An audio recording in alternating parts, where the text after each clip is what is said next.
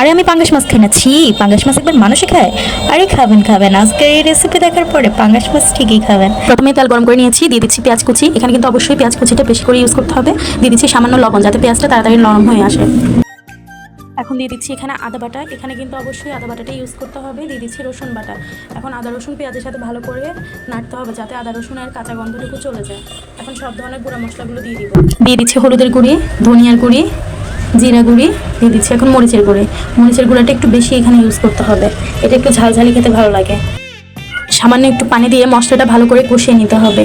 এখন এখানে দিয়ে দিচ্ছি আগে থেকে পেস্ট করে রাখা টমেটো আর কয়েক টুকরো কাঁচামরিচ দিয়ে দিব।